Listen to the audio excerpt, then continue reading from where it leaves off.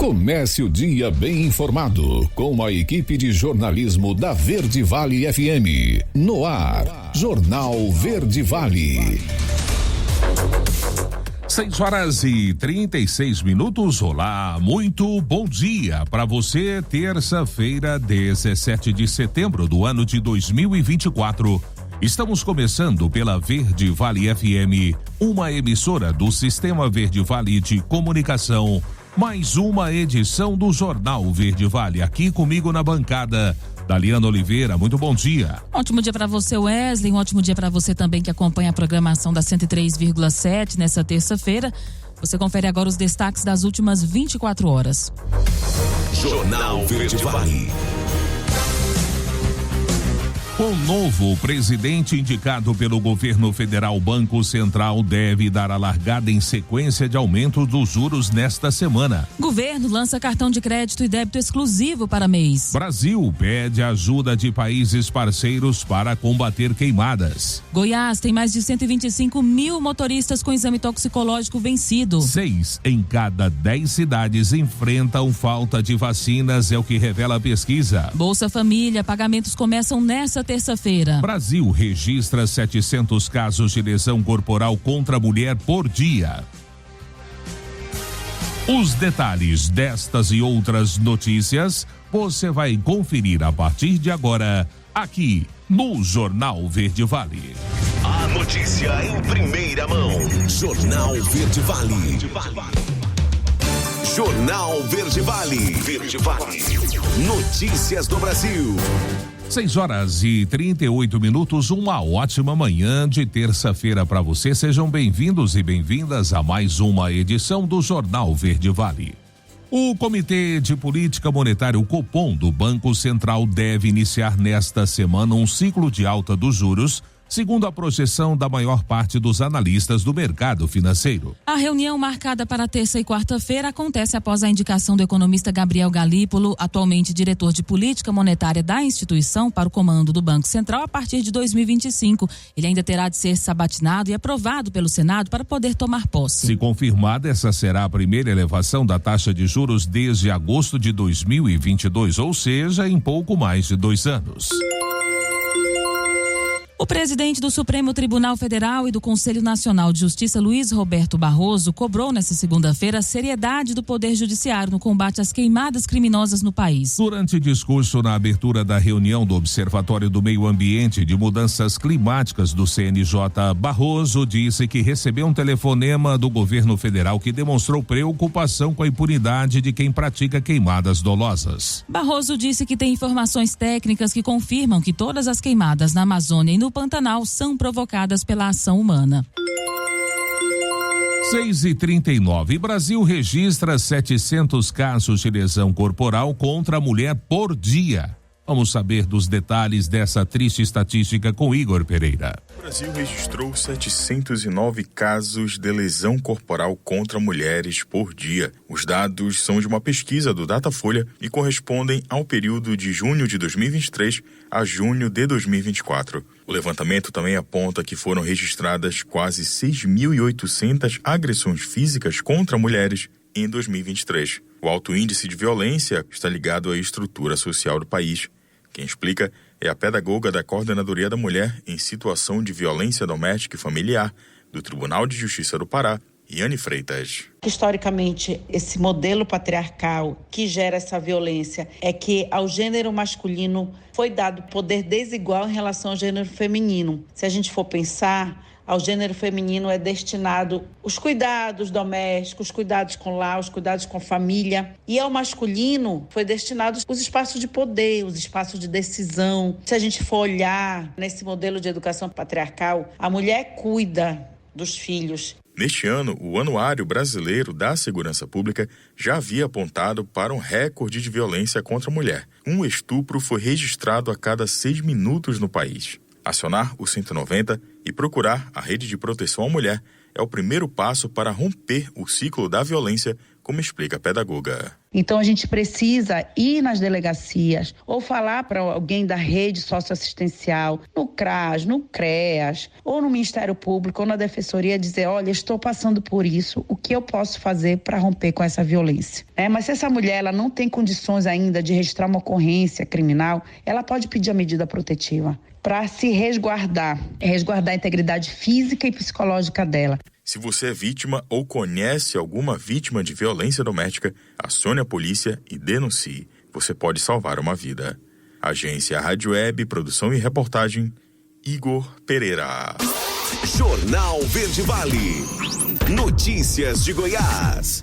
6h41, já de volta com o Jornal Verde Vale. A cidade de São Miguel do Araguaia, no norte goiano, registrou 41 graus nesta segunda-feira. A temperatura foi a mais alta do Brasil. Segundo o IMET, cidades do estado do Tocantins, Maranhão e Pará também foram citadas pelo órgão. De acordo ainda com o IMET, para fazer essa classificação foram consideradas as temperaturas registradas até às 16 horas desta segunda-feira. Não há previsão de chuva para a cidade de São Miguel do Araguaia nos próximos dias. O órgão também informou as cidades com menor índice de umidade do ar. Neste ranking, quem lidera é a cidade de Araguaçu, no Tocantins, com 10% de umidade. Duas cidades goianas foram citadas na 4ª e 6ª posição, Goianésia e Porangatu, com 12% e 13%, respectivamente. E uma cerimônia de casamento foi interrompida, acreditem vocês, após um incêndio atingir uma área de vegetação seca em uma fazenda. Segundo testemunhas, o fogo começou após o uso de fogos de artifício, espalhando-se rapidamente. O evento aconteceu no município de Hidrolândia, região metropolitana de Goiânia. Um dos convidados, que preferiu não se identificar, relatou que já no final da celebração, por volta de 19h30 do sábado, foi acionado um equipamento que soltava fogos de artifício em forma de arco. Segundo os bombeiros, proprietários e funcionários da fazenda tentaram conter as chamas com sopradores e água em baldes antes da chegada dos militares, mas quando a equipe chegou, realizou reconhecimento da área e dos focos restantes de incêndio, utilizando abafadores e sopradores para controlar a situação. Quita Goiás. Projeto de lei que incentiva a regularização fiscal é enviado à Assembleia Legislativa. A repórter Janda Nayara quem traz os detalhes. Quita Goiás foi lançado em cerimônia no auditório Mauro Borges. O programa prevê a quitação e o parcelamento de dívidas tributárias como ICMS, ITCMD e IPVA. A visão é de nós podermos apresentar uma alternativa para milhares de pessoas que judicializaram ali dívidas que têm com o Estado. E isso aí continua sendo aquilo que é lançado como dívida ativa do Estado de Goiás, que chega a 37 bilhões de reais. Sem uma solução. O programa permite uma redução de até 70% no valor total da dívida para pessoas físicas, microempresas e empresas de pequeno porte, com a possibilidade de parcelamento em até 145 vezes. Para pessoas jurídicas, o desconto pode chegar a 65%, com parcelamento em até 120 vezes. O programa será coordenado pela Procuradoria-Geral do Estado. São medidas de redução da litigância, da litigiosidade, porque ir ao judiciário é caro, toma tempo e não é bom para ninguém. Então, com a transação tributária, todos ganham. Ganha o Poder Judiciário, que terá uma diminuição no número de processos que lá se encontram. Hoje a taxa de congestionamento do judiciário é muito elevada. Ganha o Poder Público, que vai ter incremento de crédito fiscal. Ganha a sociedade. O projeto segue agora para aprovação na Assembleia Legislativa. Janda Nayara, da Agência Brasil Central. Jornal Verde Vale. Esportes. 6h45 agora. E o brasileiro Vinícius Júnior usou suas redes sociais nesta segunda-feira para exibir os prêmios recebidos da UEFA de melhor jogador da Liga dos Campeões temporada 23-24, da qual conduziu o Real Madrid ao 15º título, anotando um dos gols da decisão diante do Borussia Dortmund em Wembley. Com 2 belos troféus em mãos, o brasileiro citou a escolha como a melhor da Liga dos Campeões e dividiu as honras com o grupo merengue. A grande apresentação na edição passada, na qual anotou 6 vezes e ainda distribuiu 5 assistências, coloca o brasileiro como forte candidato à Bola de Ouro, que premia o melhor jogador da temporada. Concorre ele com o companheiro Bellingham e o espanhol Rodri. E o Flamengo informou na tarde desta segunda-feira que os exames detectaram lesão no joelho direito de Luiz Araújo, que foi reavaliado na reapresentação do elenco no Ninho do Urubu. O atacante foi substituído aos 17 minutos do primeiro tempo no empate em 1-1 com o Vasco no último domingo no Maracanã, após levar uma pancada e dividida com Lucas Piton. O atacante vai precisar passar por uma cirurgia de artroscopia nos próximos dias e o prazo de recuperação é entre 1 e 2 meses, ou seja, Luiz Araújo vira desfalque para os duelos contra o Peñarol do Uruguai nas quartas de final da Libertadores e também os 2 contra o Corinthians na semifinal da Copa do Brasil. Jornal Verde Vale.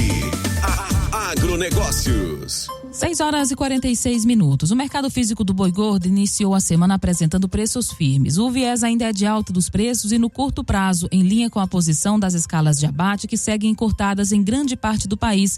É o que disse o analista de safras e mercado, Fernando Henrique Iglesias. Segundo ele, a oferta mais restrita vai dando o tom para o mercado neste momento, em um momento de demanda bastante aquecida. As exportações de carne bovina ainda estão bastante representativas, com o país caminhando para estabelecer um novo recorde de embarques. Confira os preços médios da arroba do boi no fechamento do mercado nesta segunda-feira. Em São Paulo, R$ 255,75. Em Goiás, R$ 246,79. Minas Gerais, R$ 248,82. Em Mato Grosso do Sul, R$ 259,66. Em Mato Grosso, R$ 225,88. O mercado atacadista apresentou preços acomodados. É menor o espaço para alta de preços durante a segunda quinzena do mês, período de menor apelo ao consumo. A notícia em primeira mão. Jornal Verde Vale. Jornal Verde Vale. Verde Vale. Notícias do Brasil. 7h14, já de volta com o segundo bloco do Jornal Verde Vale dessa terça-feira. O governo federal lançou ontem o Cartão MEI, produto exclusivo para microempreendedores individuais. O produto foi lançado durante a MP Week, iniciativa do Banco do Brasil em apoio a pequenas empresas. O cartão poderá ser usado nas modalidades crédito e débito e é isento de anuidade. Além disso, permite o parcelamento de compras e faturas e simplifica o pagamento de contas. O cartão é estampado com a logomarca MEI e um QR Code que redireciona para o portal do empreendedor. Clientes também terão acesso ao Liga PJ, uma plataforma de capacitação gratuita do Banco do Brasil. Segundo o governo, a iniciativa vai ajudar a promover a formalização de microempreendedores, facilitar operações comerciais e contribuir para a sustentabilidade dos pequenos negócios. E o governo do Brasil pediu ajuda a países parceiros no combate às queimadas que tomaram conta do país nas últimas semanas. A informação foi divulgada pela CNN nesta segunda-feira. Por meio do Ministério de Relações Exteriores, missões diplomáticas brasileiras no exterior foram instruídas a solicitar auxílios aos governos de Canadá, Colômbia, Chile, Estados Unidos, Paraguai, Peru, Uruguai e México. O pedido aconteceu após a ministra do Meio Ambiente, Marina Silva, enviar um documento para a Agência Brasileira de Cooperação ligada ao Itamaraty, solicitando ajuda da pasta no pedido de apoio internacional. No documento, a ministra pediu que o Itamaraty verificasse a possibilidade do envio de aeronaves por parte de países parceiros, que serão utilizadas no combate ao fogo e o transporte de bombeiros, brigadistas e equipamentos. Até o momento, apenas o Uruguai respondeu à solicitação da diplomacia brasileira e afirmou que pode enviar aeronaves para o Brasil, além da doação de 40 mil litros de líquido extintor de incêndio. E um estudo vai avaliar os impactos dos cigarros eletrônicos na saúde. A matéria você confere com Janaína Oliveira. Contrapor o marketing da indústria do tabaco, que defende que cigarros eletrônicos não são tão maléficos à saúde. É o que esperam o Instituto Nacional do Câncer, INCA, e a Fiocruz, por meio de um estudo científico que será realizado pelas duas entidades. E não é só isso. Por meio da pesquisa, conforme o diretor-geral do INCA, Roberto de Almeida Gil, as instituições também esperam fortalecer a regulamentação atual, que proíbe a comercialização dos cigarros eletrônicos no país. Hoje a gente tem uma regulamentação. Essa regulamentação é a proibição e a comercialização. Nós temos hoje que garantir que isso permaneça e produzindo dados da efetividade dessa regulamentação. Segundo, nós temos que hoje mostrar que não é verdadeiro que você hoje tem uma redução de risco com os cigarros eletrônicos. Um projeto de lei em tramitação no Senado Federal autoriza a comercialização e o consumo dos cigarros eletrônicos no Brasil. Conforme o texto, o consumo do dispositivo ficaria sujeito às mesmas regras do cigarro convencional. O INCA é contra o PL e pede regras mais rígidas no consumo do tabagismo. A posição do INCA é muito clara, é a manutenção da proibição da comercialização e propaganda em território nacional dos dispositivos eletrônicos. A gente continua defendendo que a gente tem que ter na reforma tributária um aumento da incidência dos impostos sobre os cigarros convencionais com um mecanismo de desestímulo a que as pessoas fumem. A médica pneumologista Patrícia Andrada Pimenta alerta para os riscos do uso dos cigarros eletrônicos. O uso do cigarro eletrônico pode causar diversos problemas de saúde. Doenças respiratórias, pode levar à inflamação de pulmão e via aérea. As doenças cardiovasculares, a gente sabe que o consumo de cigarro eletrônico tem relação com pressão alta, arritmia cardíaca e AVC, os acidentes vasculares cerebrais, aumento da incidência de alguns tipos de câncer e dependência no futuro, principalmente em adolescentes, à nicotina. Então, esses adolescentes terão uma chance muito maior de se tornarem fumantes de cigarros convencionais no futuro. O estudo científico do INCA e da Fiocruz será realizado por especialistas das duas instituições, que vão manter um grupo permanente de trabalho para a produção dos dados. Agência Rádio Web, produção e reportagem, Janaína Oliveira. Jornal Verde Vale. Notícias de Goiás. 7h19. Em coletiva de imprensa que aconteceu nesta segunda-feira, o governador Ronaldo Caiado garantiu que a adesão do Ipasgo Saúde à Agência Nacional de Saúde Suplementar ANS não causará a exclusão de beneficiários a despeito do risco que existia. O registro de autogestão do Ipasgo será avaliado pela ANS no dia 27 de setembro. Confirmada a aprovação, o Instituto vai atuar sem finalidade lucrativa e focado na assistência aos servidores públicos de Goiás e seus familiares. A regulação pela ANS deixa inelegíveis sedetistas ou servidores federais que até então podiam aderir ao plano. No entanto, todos aqueles que já são beneficiários do Ipasgo continuam contemplados. Após diálogo junto ao órgão federal, Caiado conseguiu garantir a permanência dos 9.877 beneficiários encaixados nesse perfil em regime de extinção. Caiado explicou que o registro na ANS garante mais transparência e qualidade aos serviços prestados, além de ser importante ferramenta contra a corrupção que tanto afetou a instituição em gestões passadas. Com a mudança, o Ipasgo Saúde passa a contar com uma reserva financeira de 480 milhões de reais, assegurada pelo governo de Goiás. É uma exigência da agência que servirá como provisão técnica para garantir que as operadoras possam cumprir obrigações futuras com os usuários. E números inéditos do SOS Estradas mostram que Goiás tem mais de 125 mil motoristas profissionais com exame toxicológico vencido e que, apesar de existir fiscalização por parte da Polícia Rodoviária Federal, a maioria dos departamentos estaduais de trânsito, os DETRANs do Brasil, não estão multando quem dirige embriagado, sob efeito de drogas ou até mesmo quem esteja com teste toxicológico vencido. O exame serve para controlar o uso de drogas por motoristas que dirigem veículos pesados em rodovias, mas que também cruzam as cidades, os que transportam muitos passageiros, como os de ônibus e, em alguns casos, até quem transporta criança em vans escolares. Aqui em Goiás, segundo dados da Secretaria Nacional de Trânsito, a Senatran, 125.174 condutores estão com exame vencido. Procurado Detran Goiás não informou quantas pessoas já foram multadas por não renovar o exame. Em alta, o turismo cresce em Goiás, depois de já ter aumentado em junho. O repórter Sara Queiroz é quem traz os detalhes dessa projeção. Na comparação com julho de 2023, o volume de serviços de turismo em Goiás cresceu 5,8%, depois de um aumento de 3,9% em junho. Em julho de 2024, as atividades turísticas em Goiás também subiram 3,9% em relação ao mês anterior, conforme dados da pesquisa mensal de serviços divulgada pelo IBGE. Com os resultados, Rio Grande do Sul, Goiás, Minas Gerais e São Paulo apontaram os principais motivos para o aumento do turismo em todo o país.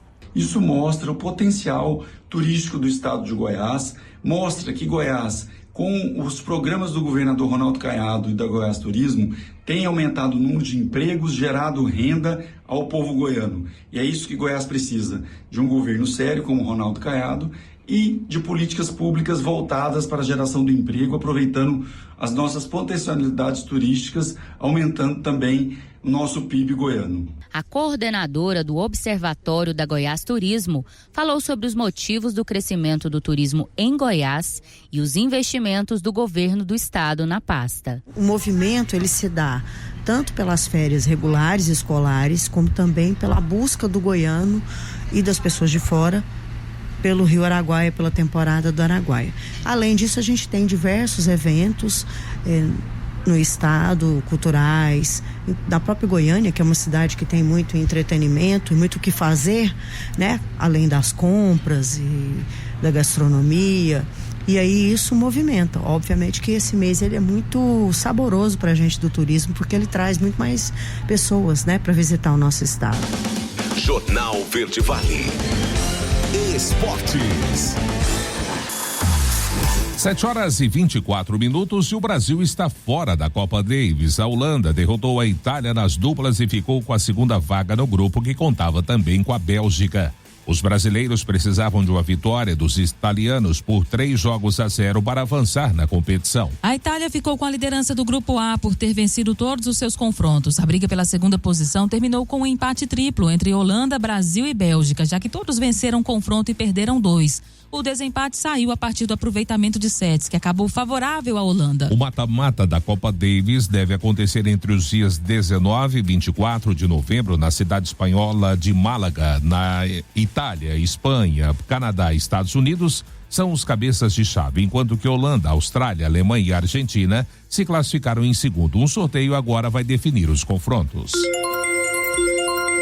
E o Internacional derrotou o Cuiabá por 3-0 nesta segunda-feira no Beira-Rio, no fechamento da 26ª rodada do Brasileirão. Alan Patrick, Mercado e Borré fizeram os gols colorados, no que foi a terceira vitória seguida do time gaúcho no campeonato. Por outro lado, o Cuiabá segue afundado no Z4. Com a vitória, o Inter retoma a 8ª posição, com 38 pontos, a 4 do G6, mas com 24 jogos disputados. O Cuiabá estacionou em 22 pontos, em penúltimo lugar na tabela, apesar de seguir a 5 de deixar a zona do rebaixamento. Jornal Verde Vale. Agronegócios. 7h25. A segunda-feira chegou ao fim com preços futuros do milho contabilizando movimentações negativas na Bolsa Brasileira. As principais cotações flutuaram na faixa entre R$ 63,10 e R$ 71,49, ao recuarem até 1,2%. O vencimento setembro 24 foi cotado a R$ 63,10 a saco, uma desvalorização de 1,25 pontos. O novembro 24 valeu R$ 67,46. O janeiro 25 foi negociado a R$ 70,35 a saca e finalmente o março 25, que teve o valor de R$ 71,49 a saca, com uma queda de 0,24%. De acordo com a análise da Agriinvest, os futuros do milho da Bolsa Brasileira seguiram a tendência de Chicago e também trabalharam em queda neste início de semana. No mercado físico brasileiro, o preço da saca de milho registrou altas e baixas neste primeiro dia da semana. O levantamento realizado pela equipe do Notícias Agrícolas identificou desvalorizações em Sorriso, Mato Grosso, Itapetininga, São Paulo e Porto de Santos, também São Paulo, enquanto que as valorizações apareceram em Campinas, São Paulo e Rio do Sul, em Santa Catarina. Jornal Verde Vale. Notícias do Brasil. 7h26. E nessa segunda-feira chegou ao fim o período destinado aos partidos políticos para realizar a substituição de candidatos a cargos de prefeito, vice-prefeito e vereador que tenham as suas candidaturas indeferidas, canceladas, cassadas ou que tenham renunciado. É importante ressaltar que essa regra não se aplica a casos de falecimento onde a Justiça Eleitoral permite a troca mesmo após o término do prazo. Os partidos devem seguir as diretrizes estabelecidas em seus estatutos ou nas normas da federação ao efetuar a troca de candidatos. Pedido de substituição precisa ser formalizado em até 10 dias após o evento que motivou a mudança. Medicina, MEC nega abertura de 9 novos cursos e a decisão impacta a formação de médicos do país, é o que defende a entidade. Vamos saber dos detalhes dessa ação com a Lívia Braz. 9 pedidos de abertura de novos cursos de medicina em vários estados do país foram negados pelo Ministério da Educação nas últimas semanas. O argumento do MEC para as negativas é que os municípios onde os cursos seriam abertos estão acima da recomendação da OCDE, a Organização para a Cooperação e Desenvolvimento Econômico, de 3,73 médicos por 1.000 habitantes. Diante disso, não haveria necessidade de novas instituições superiores de medicina. Segundo a Associação dos Mantenedores Independentes Educadores do Ensino Superior, a AMIS, outros 34 pedidos de abertura de novos cursos que ainda estão em análise podem ser negados se a pasta mantiver os mesmos critérios, o que teria impacto em cerca de 40 milhões de pessoas que vivem nessas regiões. Para a advogada e consultora jurídica da AMIS, Priscila Panelis, os prejuízos virão a curto e longo prazos. Esses indeferimentos, caso mantidos numa esfera recursal, significam que os municípios e as suas regiões de saúde deixarão de ganhar, seja no curto prazo, no atendimento médico à população carente, que é realizado pelos estudantes, professores, tutores, seja a longo prazo, com a não formação de profissionais que seriam inseridos no mercado de trabalho e os médicos que atenderiam UPAs, hospitais e os consultórios. A advogada da AMIS explica que um dos pleitos das instituições junto ao MEC está na reformulação da portaria que estabelece os critérios para a aprovação dos cursos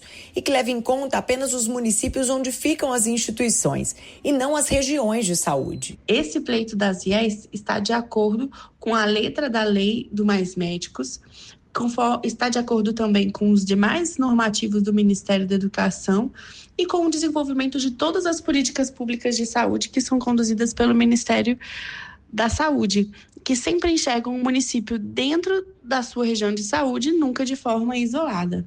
Em nota, o MEC informou que vem processando os pedidos de autorização de cursos de medicina, cujo protocolo foi aberto por força de decisão judicial do STF. Neste processo, a Corte reconheceu a constitucionalidade da Lei dos Mais Médicos. Em função disso, os processos estão sendo submetidos à análise da Secretaria de Regulação e Supervisão da Educação Superior. Reportagem Lívia Braz. 7h30, último intervalo do Jornal Verde Vale desta terça-feira. No próximo bloco, 6 em cada 10 cidades enfrentam falta de vacinas, é o que revela a pesquisa. Bolsa Família, pagamentos começam nesta terça-feira. E claro, também espaço para as nossas notícias locais. Não saia daí, a gente volta já trazendo tudo em detalhes para você. Jornal Verde Vale.